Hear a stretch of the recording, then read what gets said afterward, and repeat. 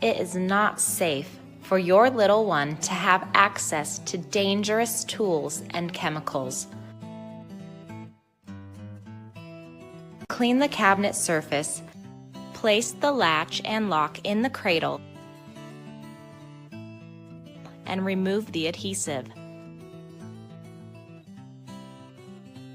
Attach it to the inside of the cabinet. Close the cabinet door so the lock will attach to the inside of the door. Then remove the cradle. Once you enable the lock function, rest easy knowing your cabinets are secure with high-quality 3M tape. When you need to access your cabinet, grab the extra strong magnet key and place it on the front of the cabinet to temporarily disengage the lock.